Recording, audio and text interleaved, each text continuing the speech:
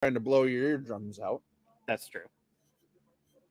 Alrighty, live stream has started. What's up, guys? We're like I said, if you guys actually read the description of the live stream, I was out way too dang late last night. And no, not the kind. Not the fun kind. No. But yes, we are here. We're doing NFL and college football predictions. We're gonna start with the NFL because Thursday night's tonight. They also have a Thursday game for college, but we're going to skip that one because the line is literally 20 in favor of, I think it's Louisville. Yep, if I remember right, yeah, it's Louisville. Yeah. So yeah, we're going to skip that. Elijah is going to be in the actual chat. So we will get his predictions on the games and I'll actually present them on stream. So without further ado, let's go ahead and get right into it. I got to present my screen really quick. Uno momento. Share screen. Excuse me.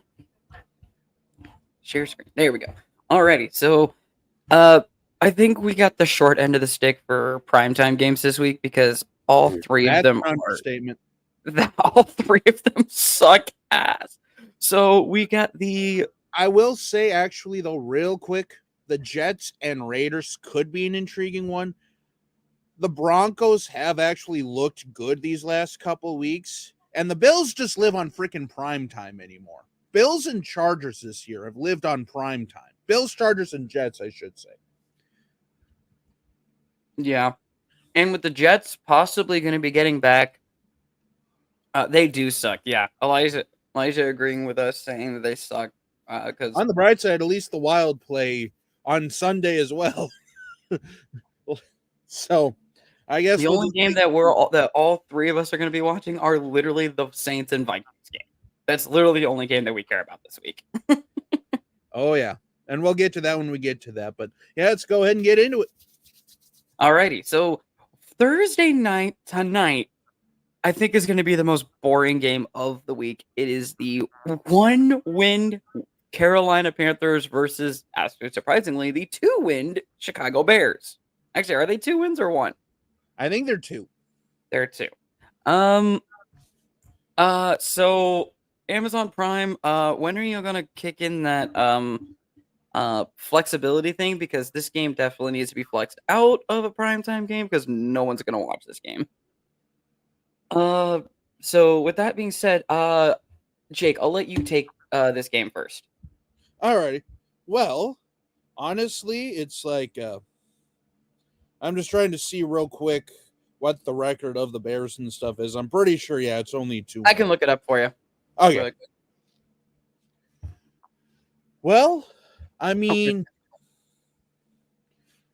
basically, yeah, both, like what Elijah says, both these teams suck. This is going to be a snooze fest. Give me the Bears at home because they suck less. I mean, he pretty much took the words right out of my mouth there. I mean, that's no offense to, Bryce Young and that stuff. Like, I honestly kind of low-key coming into this year thought they would have been a little bit better than they were. But, yeah, this is just, ugh.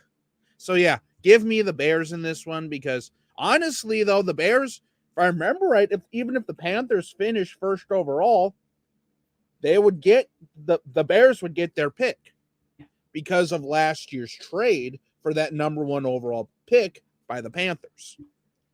So there's a very real possibility we could see 2 teams like pick 4 picks and like the first 4 picks between them and the Cardinals. So something to keep an eye on there too. But yeah, give me the Bears. They actually look like a team. Yeah. And again, I thought the Panthers would have been a little more competitive this year, but apparently not.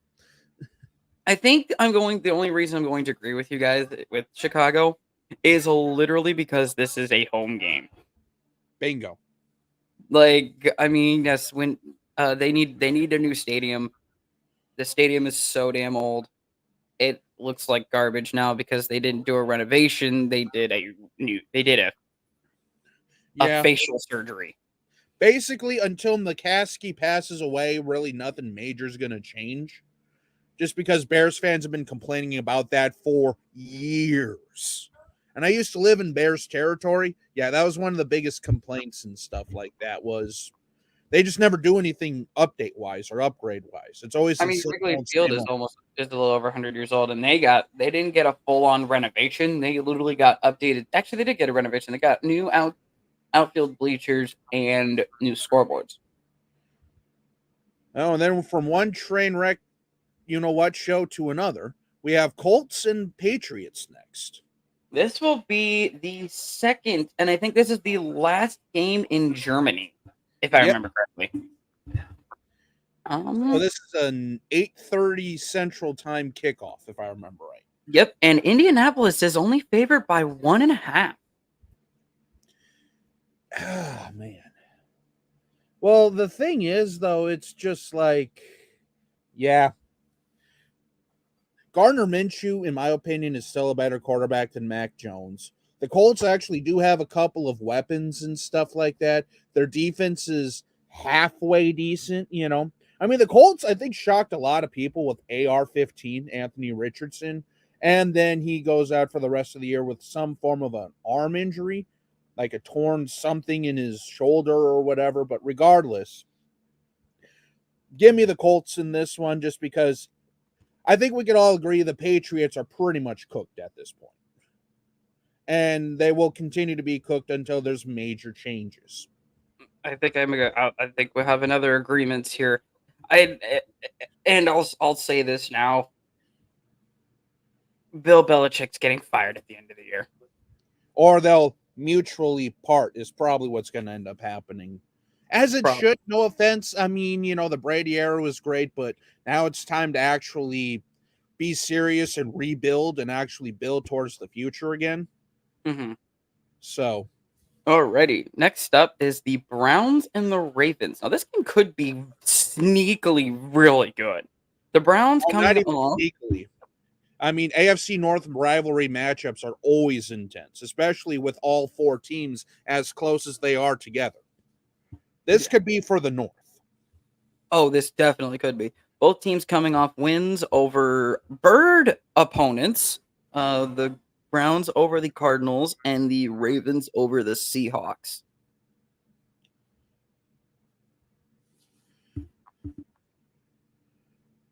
Oh, Jake, what do you think? Yeah, this game is going to be close. This game is going to be intriguing. And yeah, I mean, exactly, Elijah. You know, that's the AFC North in a nutshell, especially this year. It has a sneaky feeling to it because either team, in my opinion, can get it done. Baltimore is favored by 6.5, if you're curious. What was that? Baltimore's favored by 6.5. Give me the Ravens only because it's at home. But this game could be game of the week. In my opinion, this should either have been like one of the night games. Wrong one. No, they're not my lock. No, they're not your lock. Oh no, wait. They don't have yellow in their color. Never mind. Well, they do. They have more of like a weird actual gold, like a Vegas Golden Knights gold versus. But it's in their beak and it's not in their uniform. They had a Color Rush uniform that was like that. But anyway, that's a separate live stream. Oh, yeah, that was. The over-under being 38.5. Does that sway? No, that doesn't. Give me the Ravens. Because... Actually, give me the Ravens in the under here. I have a feeling that these offenses aren't going to be... It's going to be a shootout for their defense, and the offense just won't be able to get anything going until like the fourth quarter. Yeah, this could either be like a 7-10 game or like a 49-35 type of game, you know? Like, you never know. Yeah. Alrighty, how about we do a Super Bowl rematch between the Packers and the Steelers? Steelers, because they actually have a defense. Like I say, while the Steelers' offense may not be great, it may not be, you know, something to write home about, They still got a nasty defense, and Jordan Love hasn't shown me that he can really rise up yet above defenses, especially since they're going to accurate. It's Heinz Field, and it'll always be Heinz Field. Yes. So give me these Steelers solely on their defense. This game is a straight up toss up for me because both these teams, well, they kind of suck. Both these teams kind of suck, even though the Steelers just suck a little less. 5-3 on the season. They're coming off a win over the Titans, which was an absolute shootout. And then the Packers, they just figured themselves out against the Rams. So they're also going up against Brett Rippon, so take that with a grain of salt too. Granted, you could also say Atlanta was going up against Josh Dobbs, who was coming off of literally no game experience, so we all know how that ended. Yeah. Ackshire Stadium definitely will be colored, or actually we'll call it what it should always have been, Heinz Field, because that's been Heinz Field for over 20 years, and then they decided to change it 2 years ago. Yep. Money talks, Trev. Money talks. But we'll just leave it there. Yeah. So I'll keep with you guys. I'll pick the Steelers, but it's not confident. I think the Packers might actually have a chance at this game. Alrighty, next game is the 49ers and the Jaguars.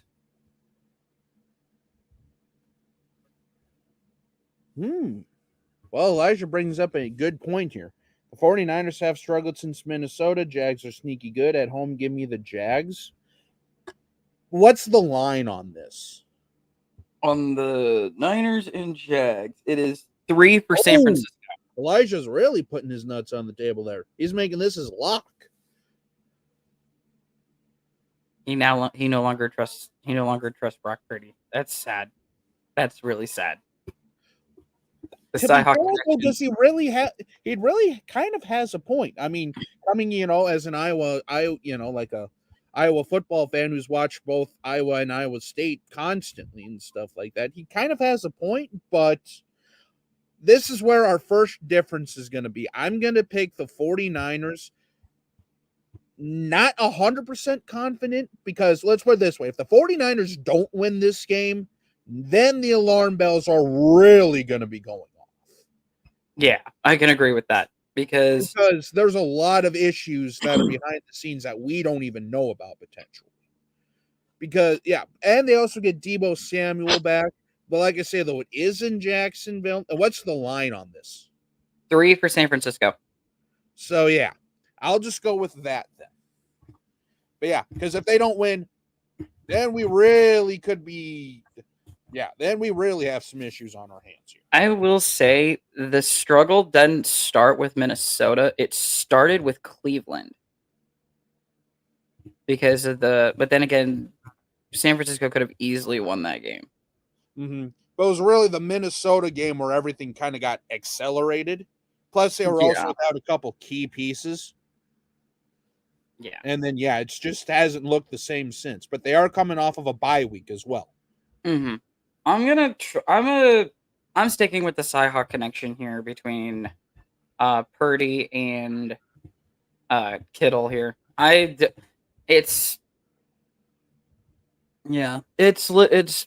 hasn't been easy for the last month for Brock, but I think he'll figure it out. He'll definitely get this figured out. Alrighty. So a real quick question here. Do we want to do Saints-Vikings now, or do we want to save it for the end of the NFL portion? Let's do it now. Okay. Because it's like when we do college football, we'll save the Iowa teams for last. Which, by the way, I added Drake because Drake is on a 5-game winning streak, and I feel like they deserve to be in at least one prediction this year. That's fine. All right. So Saints and Vikings, our Super Bowl, as we call it. The line is 3 for New Orleans. And if you look at the matchup predictor on ESPN, it's literally a 0.2% difference. Oh, yeah. This is about as 50-50 as this game can be. So, well, y'all know who I'm picking. I'm picking my boys out of New Orleans. And yes, it's not just because I'm a Saints fan. I'm going to put an actual reasoning behind it. The Saints offense has figured out how to operate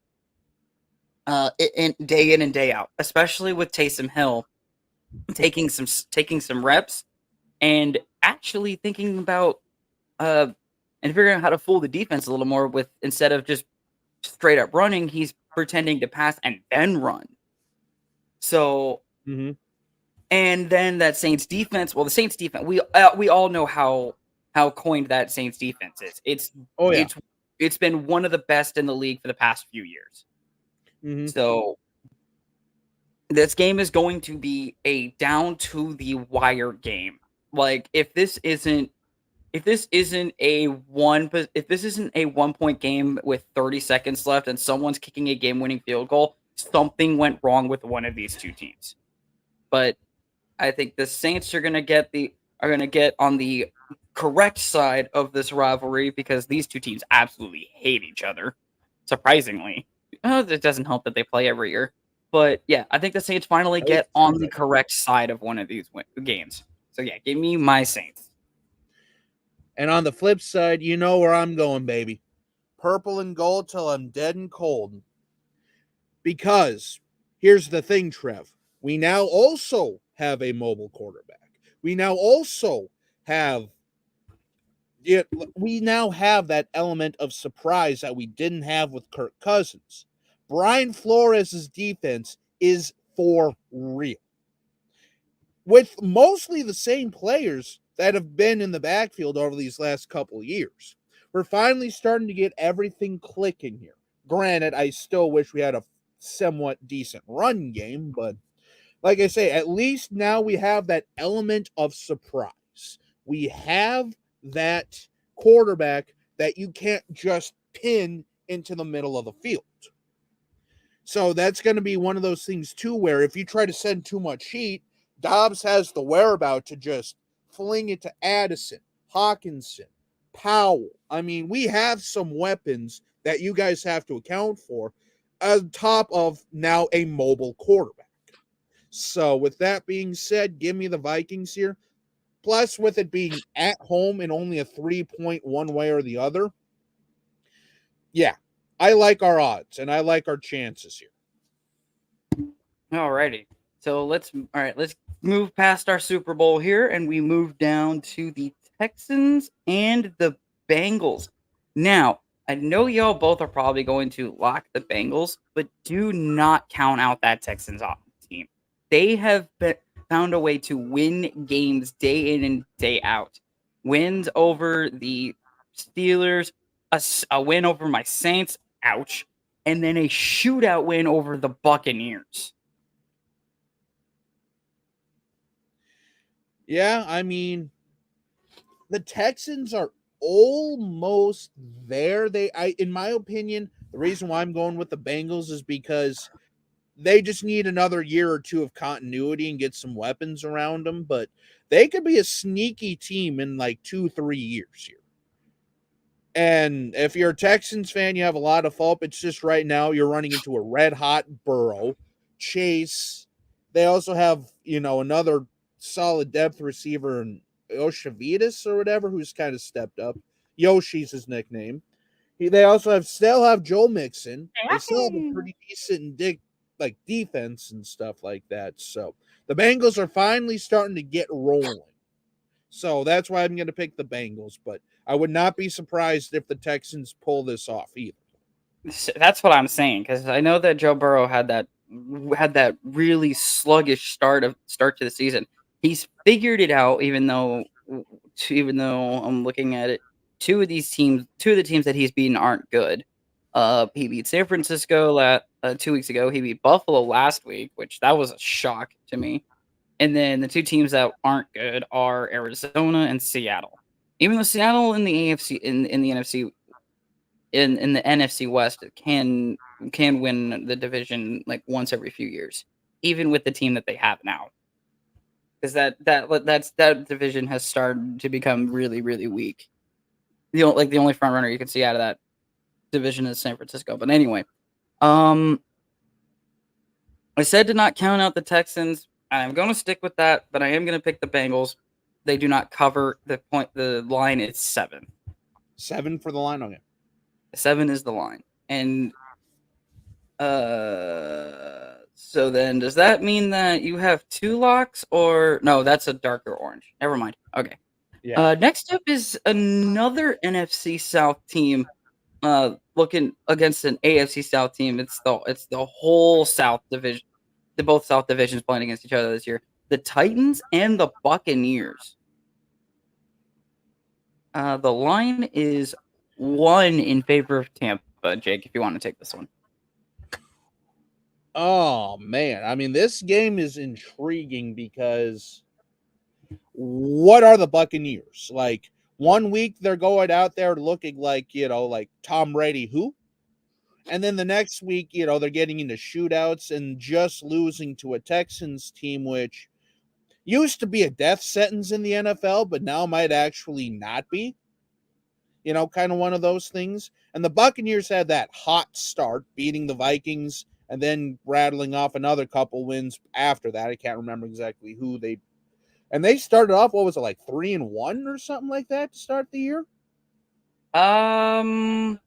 Their last 5 have them at 1-4, so I'm going to assume. Yeah, and then they hit the middle of the season and just kind of brought them back to earth a little bit. But just Detroit like with what Elijah really said, yeah. But honestly, I agree with Elijah. It's because the Bucs are at home and the line is so close. I usually try to side with the home team just because, home crowd momentum and home energy. There's something to be said about when the home crowd is into it. So that's why I'm also going to pick the Buccaneers. But again, I would not be surprised if the Titans pull the upset. And that's who I'm picking. I'm picking the Titans here. They had that shootout with Pittsburgh, which they could have easily won. They beat the Falcons last week, and then lost to both the Colts and the Ravens. And then they're the hold on. They're the last team to beat the Bengals before they went on that 4-game winning streak, I believe. So yeah, yes, they're 2-3 in their last 5 games, but I think they figure it out. Give me the Titans on the road because I hate Baker Mayfield and everyone knows why. Alrighty, next game up is actually this game might be really good. The Lions and the Chargers. Detroit's only favored by 3. But you know what though? It's this one is a little bit more of a thinker, but honestly, probably not. Just because if the Lions are for real, they get this game done. They go into SoFi and beat them because, well, let's be honest here. It's not like the Chargers really have a massive home field advantage. They should have never left San Diego, but again, that's a different gripe for a different day. Herbert does look good, but the receiving core is kind of banged up and stuff like that. Dan Campbell's finally got the Lions looking like an actual legitimate force. So for that, give me the Lions in this one. Yeah, we're all in agreement here with the Lions.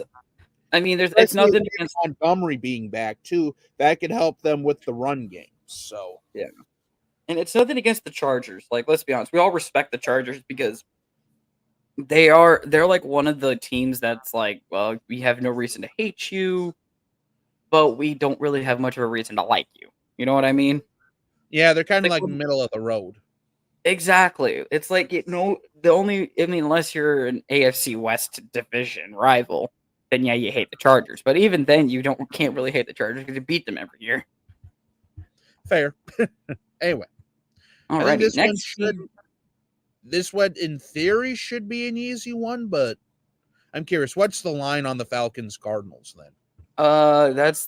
It's -2 for Atlanta. But you want to know what though? If I read correctly, Kyler is back. So keep that in mind too.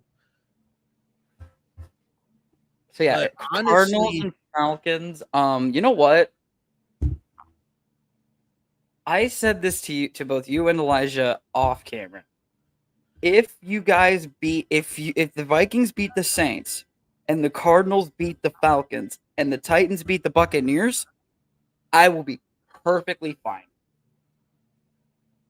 The Saints and Vikings game will be literally just another game. It'll just be like, oh hey, where did that extra loss come from? And honestly, I still think you guys can probably win the NFC South, even if you lose the game and like the Falcons or someone win. But anyway, like I say, we can talk about that in a future video. But oh yeah, honestly, for me, go for it. For me, Cardinals in the upset. Ooh. Since Kyler Murray is back, there's like that Falcons defense is going to get picked apart. And Bijan Robinson has not been the receiver that everyone has been claimed to be because everyone said that that Bijan Robinson's supposed to be the guy that fixes the Cardinals. He hasn't. Desmond Ridder has been garbage. Even London has been garbage. So yeah, give me the Cardinals in the upset here. You know what? I don't know if this is a first or not. Triple Cardinals upset for what you just said here. Because the Falcons are coming off of that loss to Josh Dobbs, a guy that literally was in the Vikings organization for 5 days. Didn't take a single snap and stuff like that. At home, nonetheless. By the way, that game was in Atlanta, so they lost at home. Arthur Smith is slowly, or I should say quickly, becoming basically he's sitting on a grill at this point. That's how hot his seat is. Rightfully so. I mean, you have these weapons and you don't freaking use them. You have Kyle Pitts. You have Bijan Robinson. If you're going to use Tyler Algier and all those guys, why'd you draft Bijan and stuff like that? You know, you have Drake London. You have all these weapons, but yet you don't use them. Or you don't facilitate a way to use them. And while the Cardinals are, the Cardinals, you know, they have beaten some quality opponents too. So this could spell, let's put it this way, if Arthur Smith loses this game to Arizona, that's probably the death nail. He's probably the next coach goal. By the way, I should also mention the Cardinals are only a one-win team. That one win was against the Cowboys. So. And speaking of Cowboys, that is our next game, the Cowboys and Seahawks. Now, I don't think I'm screwing around with this. Actually, wait, hold on. It's Cowboys. And Cowboys. Sorry, I looked at the Seahawks and saw this a C and it's CO. So never mind. Giants and Cowboys. Are we gonna get another 49-point shutout? Well, I'll tell you what, the Cowboys are my lock for the week. Then that's definitely a good choice. I'm gonna follow you up with that. I'm picking the Cowboys as my lock because that's just an easy walk in the park. Yeah, I mean, the Giants are such a disaster. They've had so many injuries and all this and that and the other thing. It's a bad year for the Giants. Like, let's put it this way. They're literally down to them. What? Is it bad that I feel bad for Giants fans? Oh, no. I mean, because they were expecting a great year and then in some respects, I wonder if, maybe the Giants are going to be pissed off at the Vikings because Daniel Jones looked like freaking prime Eli Manning against us in the playoffs. And then they pay him $40 million a year. And, he might not ever come back for the Giants. That's a rumor I've been hearing too. And it's just, anyway, regardless though, before this becomes, more of an issue here. But yeah, the Giants, they're done. They're done. Yeah. All right. Next up, Commanders and Seahawks. Line for this one is 6.5 for Seattle at Lumen Field. It always will be called CenturyLink Field to me. Am I the only one that agrees? I don't remember it as Quest, so that tells you how old I am. I do remember it being called Quest Field at one point. I do remember that. But yeah, so honestly, Sam Howell hasn't looked great, but he also hasn't looked horrible. I mean, the Commanders do have some weapons and stuff like that, but the Seahawks could smell blood in the water, even though they did absolutely get drummed like the little drummer boy in the Christmas Carol last week by who was it? The Ravens, I think. Yes. So yeah, they're looking to get that taste out of their mouth here. So with that being said, give me the Seahawks at home because, well, I mean, the 12th man, even though it isn't quite the same as it was about 10 years ago, it's still Seattle. It's still a tough place to play. And the Seahawks are still in the hunt for maybe even the NFC West at this point. Not even just a playoff spot, but depending on what the Niners do the rest of the year here, the Seahawks could legitimately be the NFC West champions when it's all said and done. So keep an eye on that too. But yeah, Seahawks at home. Alrighty. We will be losing Elijah for about half hour because he's in school. He's on his way to lunch, so eating is important. So make sure you eat, people. Give me the Seahawks as well at home. It's nothing against the Commanders because the Commanders actually have a decent team this year, even though they're 4-5. But I mean that's better than 1-8. Mm-hmm. The next game. What'd you say? And they actually have a future too. True. Next game. Oh my god. Next game is literally you might as well flip a coin at this game. Yeah, honestly. The line is a half for the Jets. Oh. But you know what though, Trev? I'm gonna go with the Raiders. Reason being, after they fired Josh McDaniel, they actually came together and looked like a different team. Granted, it was against Tommy DeVito and the Giants, and they absolutely blew them out. But there's still something to be said about getting a win after a toxic culture and a toxic environment. And Hoof Maron was that just yeesh. I mean, I don't know, just look that up sometime when you get a chance today because it sounds like, I mean, it was like a come to Jesus moment, like one of those just read the riot act and stuff like that. It was just wow. From what I heard, like I say, this was alleged. I wasn't in the locker room, I wasn't a beat writer for the Raiders or whatever, but it sounded like they went off on Josh McDaniels. And then after, a couple days later and stuff like that, basically what I'm saying here, long story short, is give me the Raiders because they have a new breath of fresh air. And good God, Zach Wilson looked more like, let's put it this way, he looked more like a pylon than a quarterback last week. Just ask the Chargers. I will also agree with the Raiders. Yes, it is because it's literally a half-point favorite for the Jets, and it's at home and the Raiders. So, yeah, give me the Raiders at home, and then for Monday night, which is also going to be on ABC. So if you guys don't have ESPN, well, there you go. You can watch it this week. It is the Denver Broncos and the Buffalo Bills. Do we even need to talk about this game and just pick the Bills? Actually, we kind of do because remember, the Broncos beat the Chiefs at home. So there's something for the first time in like 9 years. Literally, like the first time in 9 years, they beat the Chiefs. And it looks like they're finally getting some momentum. They're finally getting some momentum to them. But with that said, though, I still give the edge to the Bills.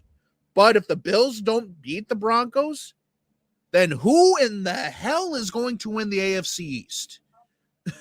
You know what I mean? It's like a four-way race for the AFC East that nobody wants because the Patriots are done for all intents and purposes. The Bills always seem to hit a weird patch of games where they just lose randomly to whoever.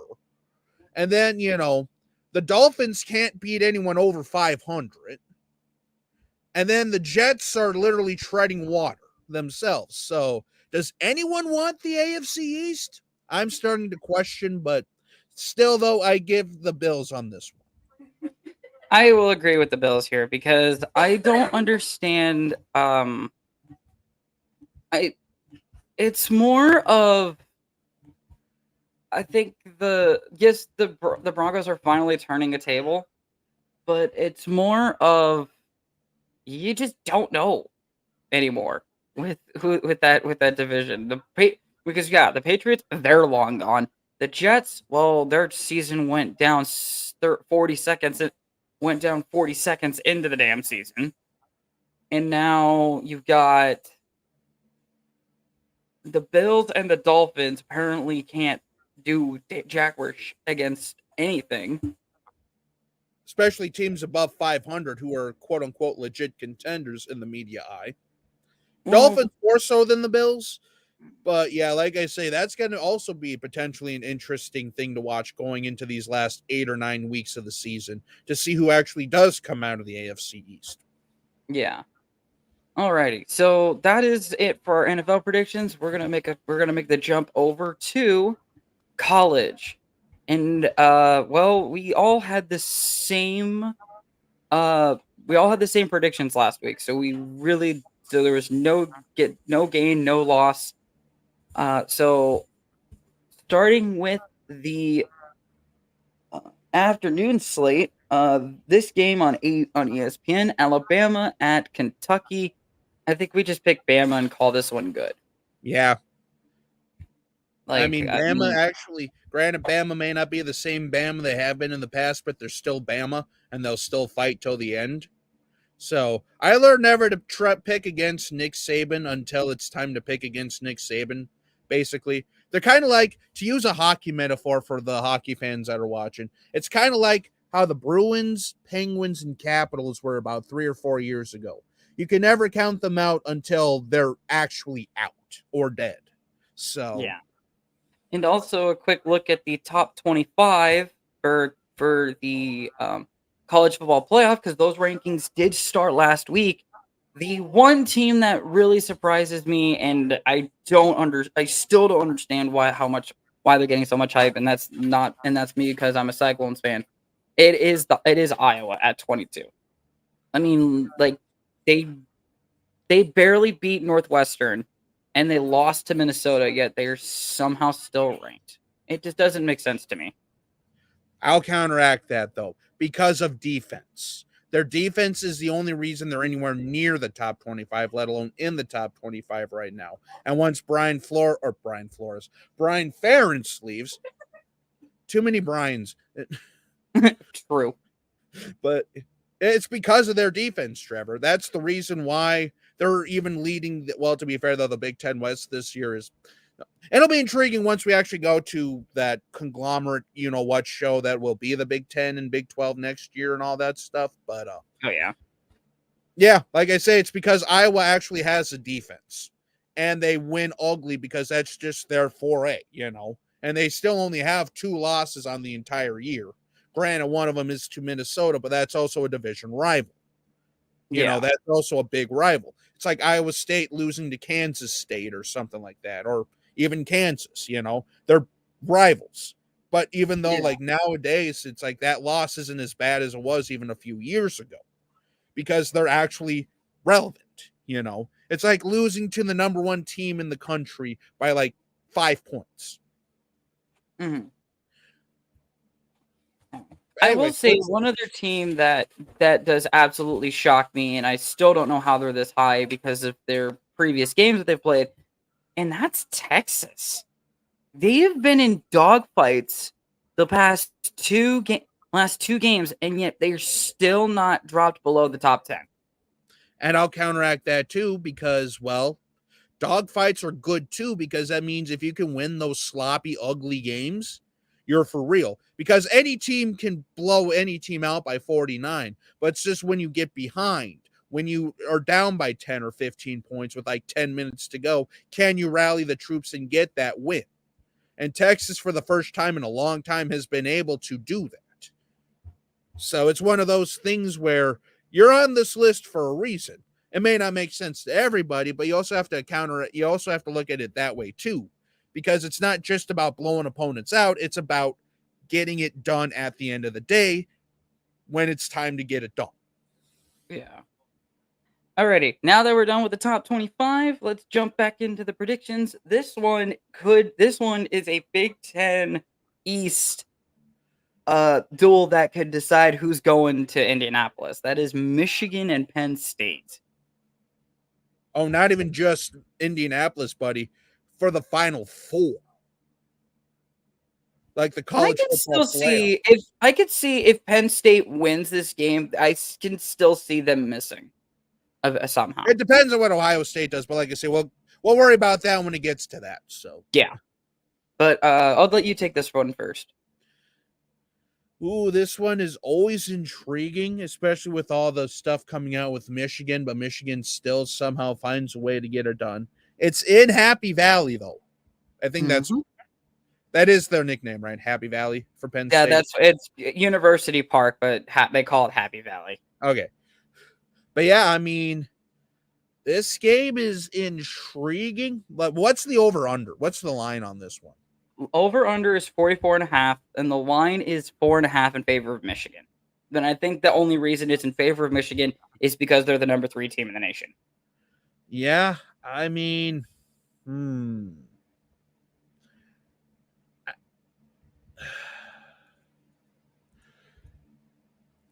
you know what? Give me Michigan in this one. Because I'm not going to lie, I was thinking heavily about maybe Penn State being the upset, but there's just something about Michigan. I mean, they have a great team.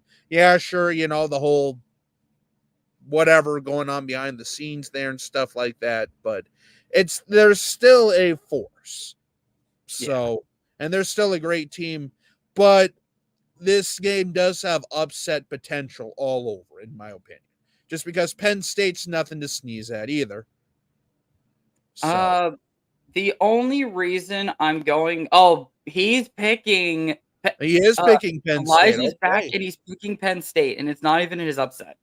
He's picking Penn State. I'll have to wait for his reasoning. But I think the only reason I'm going to pick Michigan is because this game is not a night game. Which I don't know why it's not the featured. But anyway, regardless. It's the featured game of the week on Fox because it's big noon kickoff. But true. It's not the night the night game. But all right, next up is Texas Tech at number 16 Kansas. That's still painful to say. Yeah, but hey, for the first time in probably like 10 years, Kansas is actually relevant. And it's not just, a fluke flash in the pan. This Kansas team is actually looking like a real deal. Which, I mean, yeah, there's no easy wins in the Big 12 anymore. Let's just put it that way, especially even with all the teams that are coming in next year. There's no longer an easy win. So you got to have your lunch pail ready to go every week. And with it being in Lawrence and stuff like that, I got to pick the Jayhawks. By the way, I've actually been to Jayhawks Stadium. I went there when the University of South Dakota played them in like 2013 as part of the band. It's actually a pretty cool environment, all things considered. It's an interesting stadium because I've been to both Kansas and K-State. Which one did you prefer? Honestly, probably K-State, but that's just because I think K-State was more relevant at the time than Kansas. Even though we almost beat Kansas that year. Granted, that was like one of the years I think their only win was against us, but regardless, Yeah. It was still cool, though. Yeah. Alrighty, how about battle of two schools that begin with the letter T, Tulsa and Tulane? Honestly, I think, yeah, let's go Tulane and call it a day, because what is the line? 23.5. Yeah, this one is a pretty obvious one. You know what? Make this my lock. Okay. Oh, wrong one. Actually, which one is lock? Gold is lock. That is standard. Okay. There you go. Yeah, I'm gonna just pick Tulane here. Elijah Elijah does not have stuff in the comments. Okay, so he's got Kansas. I'm pretty sure he's going to pick Tulane here. If he comments, let me know because I'm looking at the sheet right now. All right. Next up, actually a surprise. It's Arizona ranked versus. I was about to say, what year is this? Same. For the first time all season, give me the Arizona Wildcats. Give me the Arizona Wildcats too, because I think it's safe to say Colorado is finally hitting what everyone thought Colorado was going to hit. Like, the hype train is gone. Yeah, the hype train is gone. But now let's be honest here. Nobody saw Colorado being like in the Final Four. Not even close. No, but everyone thought Colorado was going to be a Pac-12 champion. You know what I mean? It's like one of those things where they've had so many issues. They've literally won 5 games in like 5 years before Dion came. So they're in the right direction. However, when they go back to the Big 12 next year, that's going to be interesting to watch too. We'll see. But yeah, it's finally coming off the rails a little bit there. So give me Arizona. Yeah. All right. Next up, the Baylor Bears and the Kansas State Wildcats. Yeah, I gotta go. Yeah, I gotta go K-State here too. Baylor's, they're a weird team. We'll just leave it at that. Yeah. Because one week they look great, and next week they look like garbage. And then the last 2 weeks, they've lost to Iowa State, and they were in a shootout with Houston last week. So Baylor could easily win that game, though. Like, they could, I'm not gonna, even though the line is 20.5 in favor of Kansas State. Yeah. Alrighty. This I'm pretty sure is a trophy game, if I'm not mistaken. I'm gonna research this really quick. Alrighty. Florida State trophy. Well, I should say, Trev, do we have a couple minutes here? Because I got a quick use of the bathroom. So. Oh, that's fine. Take your time. This is a live stream, so. I know. Ooh. I'll be right back. You're fine. Alrighty, so as I try to see if I could find a trophy, because I thought I saw this game as a trophy game, but the only thing I'm finding is the Florida Cup, which I don't know if that's still a thing anymore.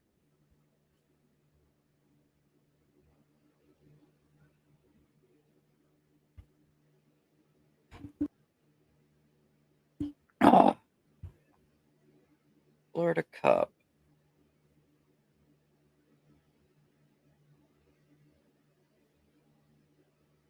Yeah, I don't think this is a game anymore. I don't think this is a trophy game anymore.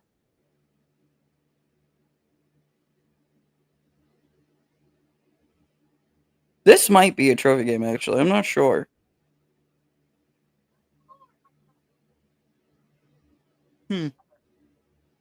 I cannot find information on this actually being a trophy game.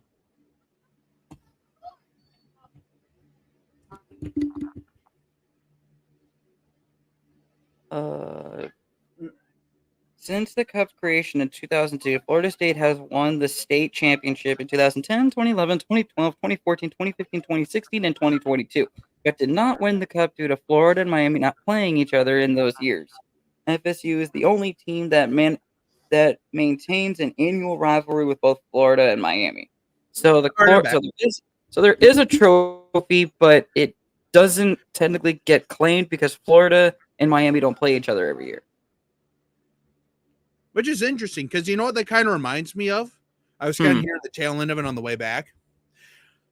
Remember the Hy-Vee Shootout Classic with Drake, Northern Iowa, and Iowa State? Oh, the Big Four Classic. I remember that, yeah. Kind of wish they would do something similar to that again, but like I say, though, in basketball, it's a little different because it's D1, D2, D3 versus FCS, FBS, and all that stuff. But It's kind of what that kind of reminds me of a little bit. Anyway, Actually, it kind of gives me. They should do that rivalry because they could do it how they do the Commander in Chief's trophy, which is up for grabs this year. Yeah. So anyway, reeling this back here, Yeah. I'm going to go ahead and go with Florida State because, well, Florida State's actually looking like a legit team now. What year is this again? Yeah, 2013. It's 2013, I think, was the last time they won a national championship. I think that was the last year before they went to the CFB. I was hoping you would have gone a little bit farther back. I was going to suggest 2002. Because, and I hope you know what I'm about to reference here. 2002. No, either the third or fourth ranked Florida State Seminoles made a trip to the Midwest to take on the Cyclones. Oh, okay. You know what game I'm talking about, right?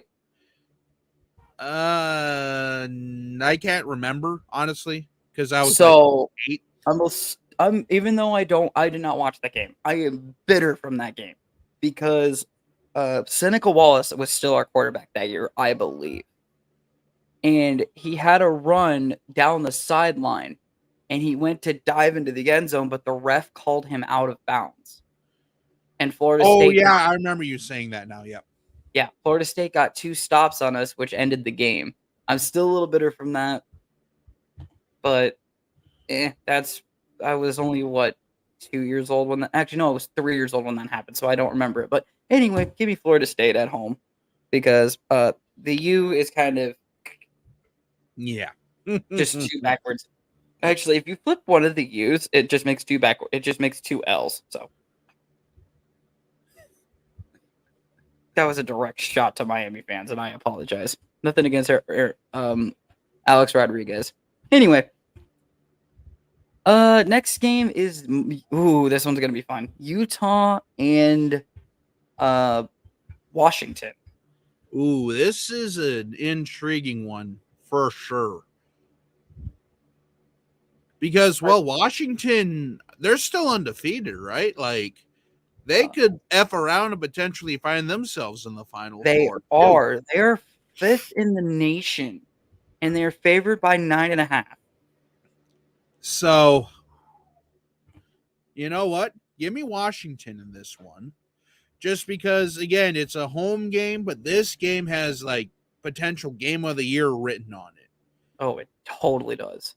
Especially because Utah is still fighting themselves, and they're, it seems like those games are always interesting. They always come down to the wire.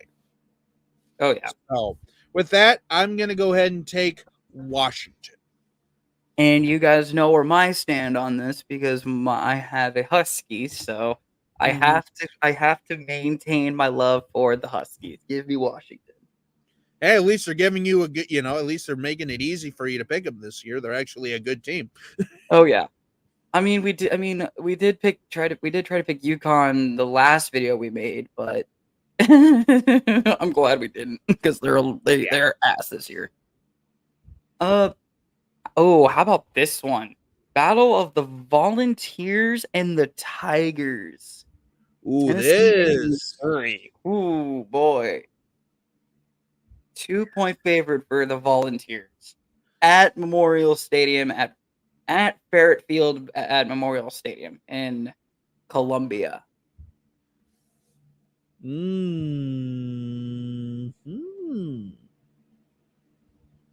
know what? Give me Mizzou in the upset. Just because Missouri this year is a real team. And they have a way of upsetting opponents. I mean, just ask Kansas State. Like, what was that, week 2? On that 60-yard field goal or whatever? Oh, yeah. 62-yard, I believe. And Tennessee, while they're still good, and, Rocky Top is still Rocky Top, the fact that this is at Mizzou is why I'm picking Mizzou in the upset, because this has a chance to be a very even matchup. And if we know anything about the SEC, or especially the SEC East, I think is technically where Missouri is, which is hilarious as hell. Or regardless, give me Mizzou in this one. Yep, Just I'm gonna agree because with they Missouri. actually look good this year. I'm agree with Missouri. I'm gonna make them my upset as well because I I respect Peyton Manning as an alumni. I respect the Volunteers. They were number one at one point last year, and then the wheels on the bus just fell off. Yeah. But they're 7-2, so if you lose this week, you can't really be too upset. You're still having a good year. Yeah. This next one, I think we could just roll. Oh, actually, let's not just roll right through it because it's a 2.5-point favorite for the 15th ranked Cowboys as they travel to the bounce house. And this is, if I remember, I think this is their first game against UCF, or at least the one that I can remember. I mean, they might have played them before, but I can double check that. well, basically, what I'm going to say though is give me Oklahoma State on this one, just because I feel like Oklahoma State is probably better suited to beat UCF. But really have no reasoning behind this, but especially coming off of winning last week against in the final edition of final full-time edition of Bedlam. They're going to have some motivation and some juice, and going up against a UCF team that really hasn't shown me much of anything. To be fair, I really haven't watched a lot of UCF games, but first year in a conference, how that usually is, and it could take some time to get adjusted and things like that. So with that being said, give me the Cowboys of Oklahoma This is their first matchup in history. Okay. So I will agree with you here on the Cowboys. Yes, Iowa State played this year. Yes, they did. Iowa State did take care of business with them, but it wasn't an easy task though, because Oklahoma State is a tough team. Yep. So yeah, give me the Oklahoma Cowboys. Alrighty, we're gonna gun through a couple of these because we are at an hour. We are actually doing perfect. We're actually doing really good on time. All right. Stanford and Oregon State. I think we can just gun through this one. Give me Oregon. Give me the Beavers. DJ Uiagalelei is doing really good, and I will not be surprised if he. Actually, I will be surprised if he doesn't get picked in the top 10 in the draft next year because I think he's a senior. This next one, actually, this one we'll slow the bus down for a second because it's Ole Miss and Georgia. Honestly, like I say, Georgia is still Georgia, so until they're no longer Georgia, I guess, give me the Bulldogs. Give me Georgia in this one because they're still they're 26 consecutive wins or something like that, including the national championships. So it's like you really can't stop them until they're stopped. Again, they're one of those teams where, bringing back an earlier analogy, you can never count them out until they're officially out. So, Yeah. With that being said, give me Georgia. I want to check something really quick before I make my pick. So just hold up, bear with me for just 1 second.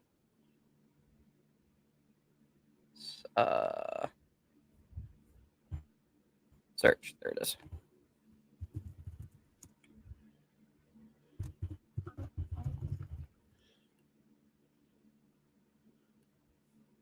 It's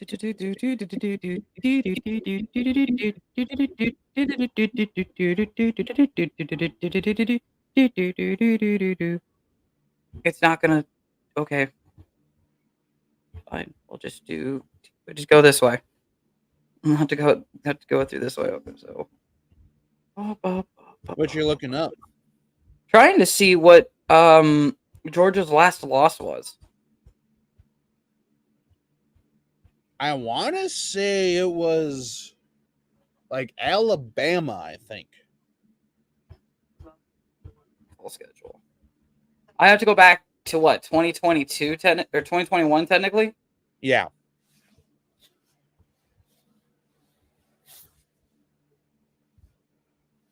Okay. No, that was the SEC championship game. So I got to go back one more season.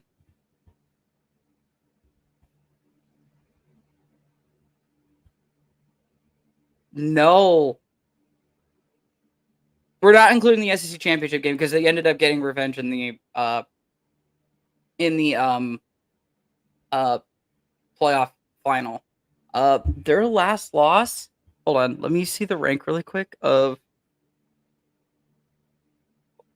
their last loss was to a top 10 team in the regular season. It was to Florida. Oh, alrighty. 2020 versus Florida on November 7th. Literally 3 years and 2 days to the date. Oh, wow. So with that, I'm going balls to the wall on this one. Can I do a double upset? I'm doing it. I'm doing a double upset. Give me the Rebels on the road. Is Elisha back in the chat? No, he is not. Okay. He's in here twice. That's weird. Okay. Next up, West Virginia and Oklahoma. I think we could just easily walk the park and say Oklahoma. Oh, by the way, you're gonna mark me down for Georgia. Oh yeah, sorry. I was gonna get to that. There we go. I think Oklahoma needs to be a little bit more darker. Yeah. There we go. Alrighty. Ohio State, Michigan State. Michigan State did beat Nebraska. Thank you. Nebraska's ass. Give me Ohio State. Yeah. Ohio State. It's almost Christmas time. Good Lord. Yep. Slap me silly. I know. Texas and TCU. Part of me wants to pick the upset here. Yeah, I'm gonna go Texas. Just because. You're gonna go Texas. Yeah. Like I said, part of me wants to pick the upset, but then every other part of me is just like, nah, you're not that stupid. And it looks like Elijah agrees with most of our picks, other than the Ole Miss one. Other than the Georgia game so far. Florida and LSU here. Now, the last time these two teams played was, I believe, was 2022 or 2020. Let me just confirm that. Alrighty. Well, while you do that, I'll go ahead and kind of give my pick here. I'm going to go with the Bayou Bengals and LSU in this one because it's at home. Florida's, I don't even know what the record really is, but LSU still has a chance, Yeah. But they played last year and LSU got the win. So, yeah, give me LSU in this one. Hey, Elijah's back, and he says LSU at home. Yeah. Yeah, I'll agree with you guys. Even though we need to start having some differences here. Though I don't think it's like it's so hard on some of these because it's like, well, duh, this is an obvious one. This is an obvious one. Most of them are pretty obvious. So yeah, like this next one, it's going to be Duke and North Carolina. Give me the Tar Heels. Yeah, give me NC. Oh shoot, LSU for you. Bop, bop, bop, bop. And Elijah agrees. Bop, bop, bop. Alrighty. USC and Oregon. USC unranked for the first time in what, 2 years? Yeah. This game being in Autzen Stadium in Eugene, and I think they're gonna wear their blackout jerseys. So yeah, give me the Oregon Ducks. Give me Oregon.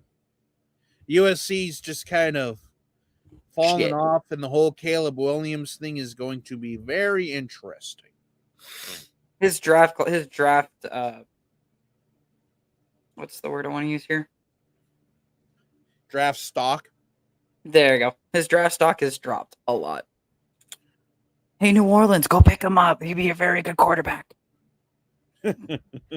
Alrighty, now we're on to the 4 Iowa teams. That's 4 Iowa teams. I decided and make the executive decision to throw Drake into the conversation because Drake is on a 5-game winning streak. What year is this again? Remind me.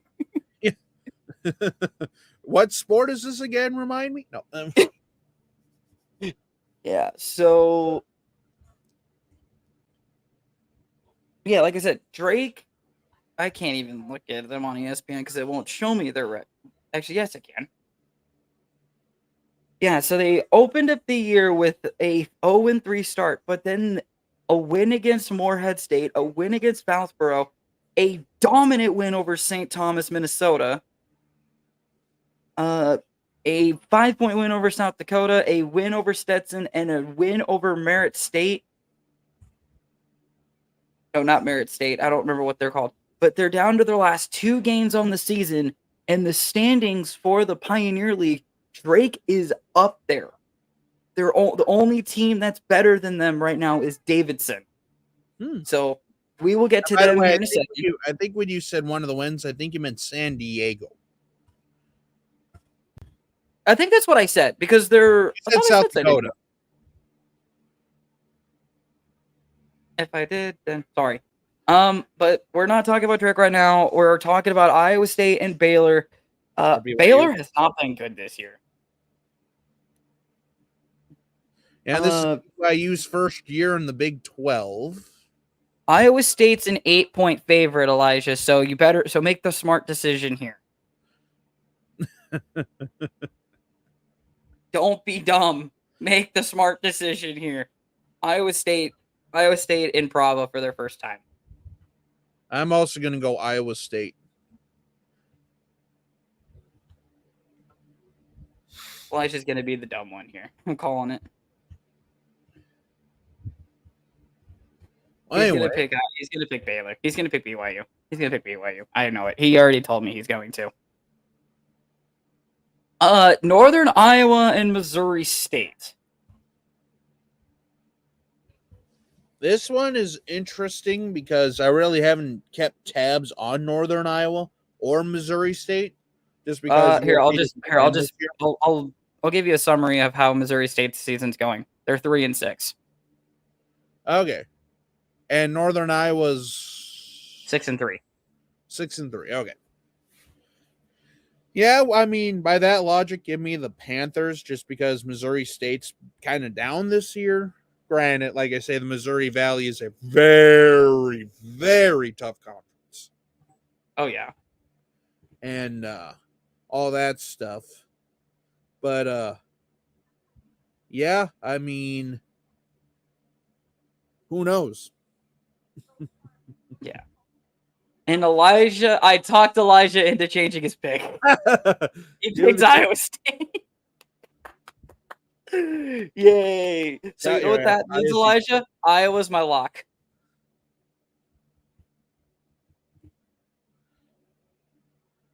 Hey, honestly, that's a good lock, though. I mean, Rutgers is... Yeah. But. What? Hold on. Let me check something really quick before I even make this statement. Hold on.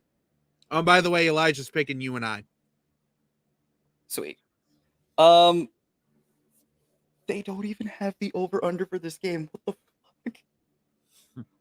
What? Yeah, no, Trevor, probably what it is they probably put it in there, and the computer's like, are you sure you're not missing a number there? You sure about that? Whatever the over-under is, I'm taking the under. Yeah, exactly. They don't even put it anymore. It's like, well, what's the point? It's going to be the under anyway.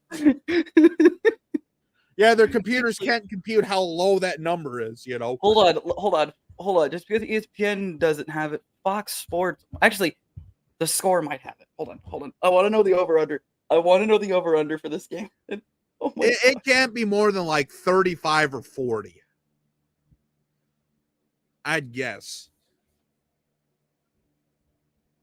The score doesn't have it. Okay, Fox Sports, your turn. Hold on. Fox Sports. Iowa. College football. Schedule. Rook. You want to guess? I'm going to say 30. 28. Yeah.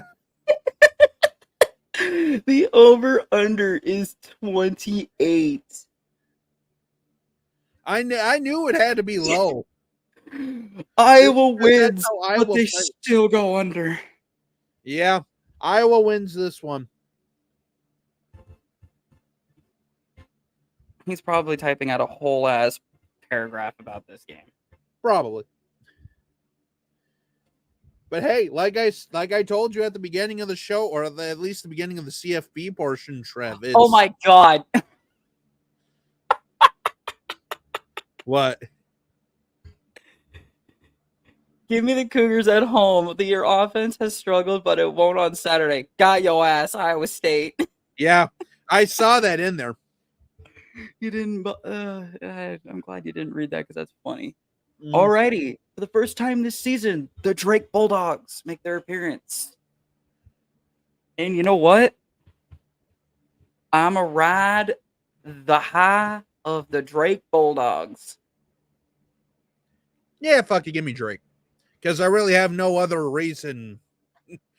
I mean, I've, followed Drake, like, at least, like, the parts that you would, like, type in there and stuff like that, but why not? They're actually having a good year for once. Yeah, I mean, I know last year they only won 3 games all year. They're last time USD, or like last time University of South Dakota played Drake, we beat them like 73-0. I don't think it was that high. What was that? Did you hear Andrea in the background? So you said that you beat Drake. What'd you say the score was? It was a big score. I can't remember what it was. It was like 5 or 6 years ago. So you said the score. You said the score. Andrea laughed right after that. It was a big. I wouldn't be surprised. Like, it was a massive blowout. I remember that because my buddy Matt was actually at that game. Yeah. And stuff like that. And he was kind of giving me updates while I was listening on the radio. I mean, it was a blowout. But now Drake actually looks like a competent team, which is nice to see for once, Oh yeah. I mean, it's been kind of nice to actually sit down and watch Drake football for once. And it's also been nice to actually watch the University of South Dakota not actually look like a competent team. And who do you guys play this week? We play North Dakota for senior. Ooh, so cross-state rival. Mm-hmm. And it's also another top 10 matchup, I think. I don't see how is it a top 10 matchup? North Dakota lost to Northern Iowa by a shutout. FCS is a different animal. And like I say, let's actually look at that really quick before we sign off. Let's actually look at this because I'm curious now. Hold on. There we go. Okay. So let's look at this because there's the college ball playoff rankings. There's the AP top 25. They'll have the coaches poll and then the FCS top 25. There's the coaches poll for the FCS. Okay. Yeah, North Dakota's not in the top 10. Okay, so it's on the right side. So number 6 is us, and North Dakota's 12. Okay. Yep, Northern Iowa's up there at 20. And then you just have hold on. There they are. South North Dakota State, their worst year in recent memory. Yeah. And like I say, they got blown out too by North Dakota. I'm surprised Drake's not up here. Well, I wonder if it's because the Pioneer League, I don't think is technically a non-scholarship league, if I remember hearing right, or something. It's something to do with that, I think. Yeah, because looking at the we should actually start throwing like the colleges that we follow that are in the FCS as a ranking too. So like FCS ranking of teams we follow. South Dakota.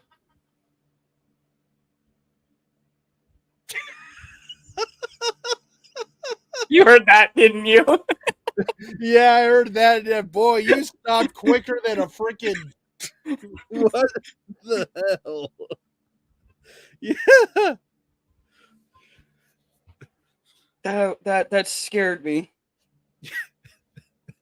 I mean, yeah. Like, anyway, regardless. No, it's the timing of when she laughs. It's what's making me stop. Anyway. But anyway, yeah, I think we should start throwing in the FCS, not the full top 25, but like of teams we follow. Might as well. I mean, it seems like this year all of the FCS teams we follow are within that top 25 area. Except for Drake, because apparently the Pioneer League isn't part of the FCS, which is really freaking stupid. Well, like I say, I don't know, because I remember hearing that like the Pioneer League, I think, is technically a non-scholarship league.